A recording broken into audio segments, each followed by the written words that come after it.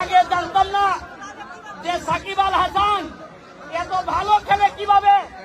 আমি ভাবতাম হবিগঞ্জ, সিলেট, মাগুরা কি এমন পার্থক্য যে সাকিবুল হাসান এত ভালো খেলে। আজকে আইসা বুঝলাম, আরে হৃদয় থেকে যারা ভালোবাসে তারা ছেলেরাই তো বাংলাদেশের এক জেনারেশনে মানুষ ভদ্রলোক হয় না। আপনাদের এখানে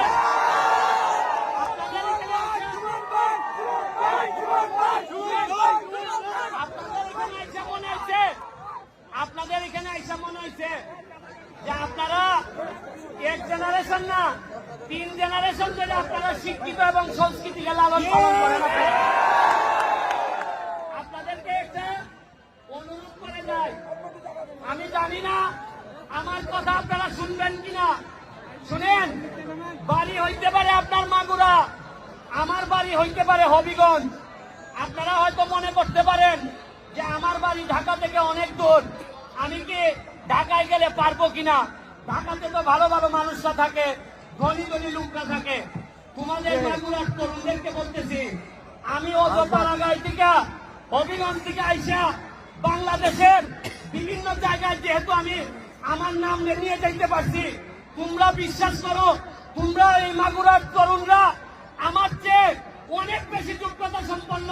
নিজের উপর বিশ্বাস রাখো, বাংলাদেশের নেতৃত্ব দেওয়ার জন্য তৈরি হও।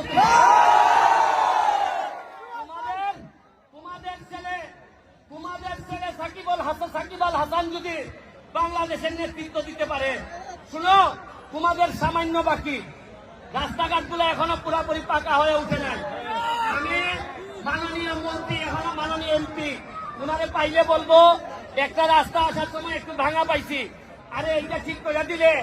আমি মন্ত্রীকে বলবেন, আমাদের বীরেন শিকদার আমার স্যার, ওনারে বলবেন যে ব্যারিস্টার সুমন বইলা গেছে যে সব ঠিক আছে, রাস্তাটা যদি ঠিক করে দেন তাহলে বই একটা বিয়া দেওয়ার সম্ভাবনা আছে।